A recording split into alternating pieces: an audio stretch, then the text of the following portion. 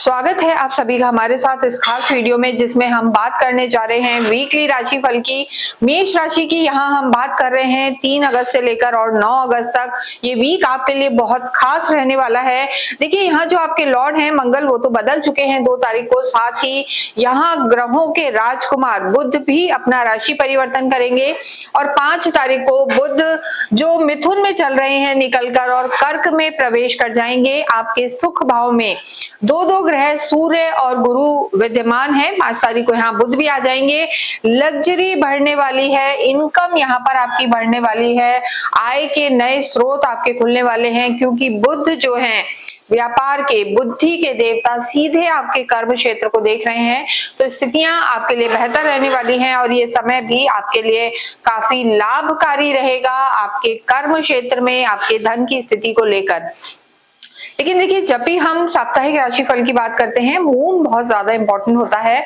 और चंद्रमा की अगर हम बात करें तो चंद्रमा जो है सबसे पहले 3 और 4 तारीख को आपके 12वें घर में विराजमान है, यानी द्वादश भाव में विराजमान है। और यहाँ पर चंद्रमा का होना चंद्रमा को कमजोर करता है। शनि के साथ विष दोष बना रहे हैं और यहाँ पर बाधक योग एक तरीके से बना हुआ है। तो 3 और 4 तारीख को मेष राशि वालों को यहाँ थोड़ा सा सावधान रहने की जरूरत है। देखिए, शुक्र भी नीच के हो चुके हैं। मंगल की चौथी दृष्टि आपके शुक्र पर पड़ रही है। शुक्र जो आपके सप्तम के लॉर्ड हैं, कहीं ना कहीं 3-4 तारीख को आपको अपने पर्सनल चीजों का ध्यान रखना है, हेल्थ का ध्यान रखना है और रिश्तों का भी ध्यान रखना है। 7.5 मेष राशि की चल रही है। अगर इस वीक की अगर हम बात करें तो यहाँ पर शनि वक्रीय होते हुए आपके रुके हुए काम पूरे करेंगे। शनि वक्रीय होके 11वें भाव, आपका जो लाभ भाव है, इनकम हाउस है, उसके फल देंगे। तो आय के नए स्रोत यहाँ पर खुलेंगे। और मिडिल ऑफ द वीक की अगर हम बात करें तो 5 और 6 तारीख आपके लिए विशेष लाभकारी रहने वाली है। देखिए, चंद्रमा पूरे ही वीक अगर हम बात करें तो मीन में रहेंगे, मेष में रहेंगे, वृषभ और उसके बाद वो रहेंगे आखिरी दिन मिथुन में। तो यानी 5, 6, 7 जो तारीख है ये आपके लिए बेहद लाभकारी रहेगी। धन की स्थिति बेहतर रहेगी और यहाँ पर आपके रिश्ते भी सुधरे रहेंगे। करियर की बात करें तो हमने बताया बुध बदल जाएंगे, बुध आदित्य योग का पुनः निर्माण होगा।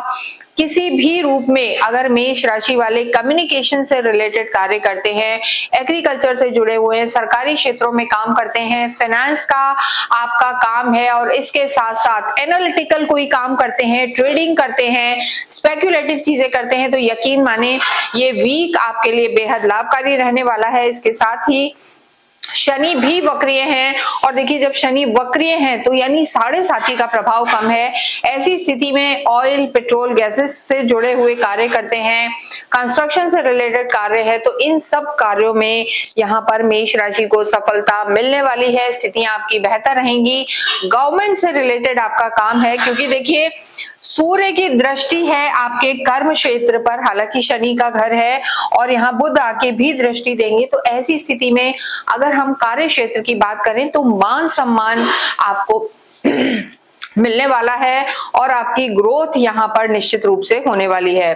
इसके साथ ही जब हम बात करते हैं लव लाइफ की, तो देखिए लव लाइफ की जब बात करते हैं तो त्रिकोण में अगर हम पंचम भाव को देखें तो यहाँ पर केतु विराजमान है और केतु कहीं ना कहीं डिटैचमेंट देते हैं, वैराग्य देते हैं। हालांकि सूर्य आपके लॉर्ड है, लेकिन यहाँ पर अगर हम बात करें तो सूर्य का चतुर्थ भाव में होना, क्रोध पर आपको कंट्रोल करने की जरूरत है। 3-4 अगस्त को लव लाइफ को आपको थोड़ा सा संभालना है, थोड़ा सा मन उदास रह सकता है, लड़ाई हो सकती है।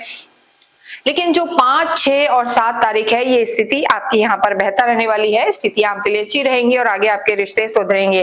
वैवाहिक जीवन की बात करेंगे, देखिए चंद्रमा आपके प्रवेश कर जाएंगे आपकी ही राशि में और सीधे दृष्टि देंगे आपके वैवाहिक जीवन पर। तो 5, 6, 7 जो तारीख है ये आपके वैवाहिक जीवन के लिए अति उत्तम रहने वाली है। और उसके बाद चंद्रमा, अगर हम 7 तारीख की बात करें तो 7 और 8 को चंद्रमा उच्च के रहेंगे आपके धन भाव में। वो स्थिति भी आपके लिए लाभकारी रहने वाली है। धन भाव में चंद्रमा का होना धन धान्य की स्थिति अच्छी रखेगा और कुटुंब में भी यहाँ पर अच्छा माहौल रहने वाला है।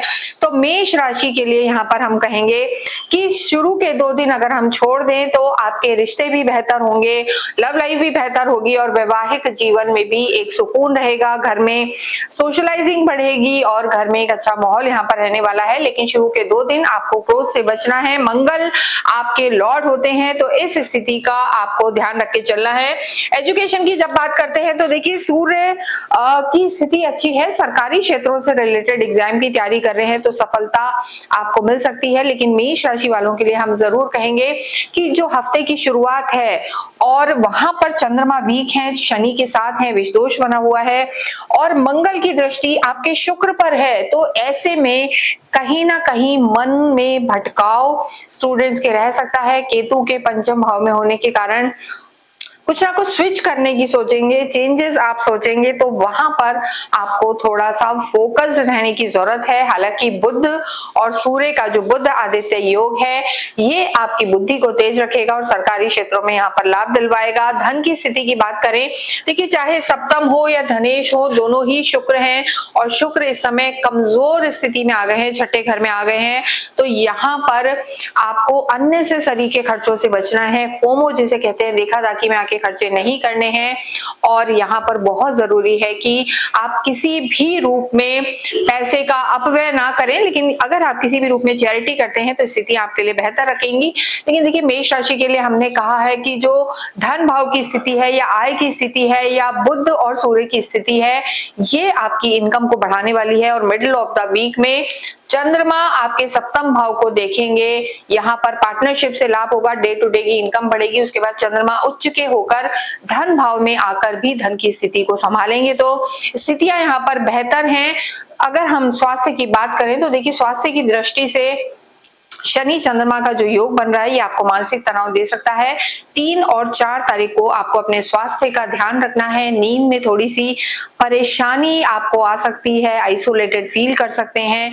तो यहाँ पर 3 और 4 तारीख को आप ओवर थिंकिंग से बचें। एंजाइटी डिप्रेशन की समस्या भी परेशान कर सकती है। तो इन सब चीजों का अगर आप ध्यान रखते हैं और जो रेमेडीज हम आपको बताएंगे उन सब चीजों का आप ध्यान रखते हैं तो समय आपका बेहतर रहने वाला है। देखिए मेष राशि मंगल की राशि है, आध्यात्मिक आप होते हैं। आपके जो त्रिकोण के लॉर्ड है, जो धर्म स्थान है यहाँ के तो लॉर्ड ही गुरु है। लेकिन इस समय गुरु अस्त चल रहे हैं, लेकिन आप आध्यात्मिक रहेंगे, धार्मिक यात्राएं होंगी और यहाँ पर शुक्र छठे भाव में बैठकर आपको चैरिटी भी कराने वाले हैं। तो जितना आप गौशाला में जाकर दान पुण्य करेंगे, अध्यात्म आपका बढ़ने वाला है। क्योंकि आपके खुद के लॉर्ड मंगल तीसरे भाव में रहकर सीधे भाग्य को देख रहे हैं तो भाग्य इस वीक में आपका बली रहने वाला है। ओवरऑल अगर हम देखें तो भाग्य का साथ आपको मिलेगा, 7.5 के प्रभाव कम होंगे।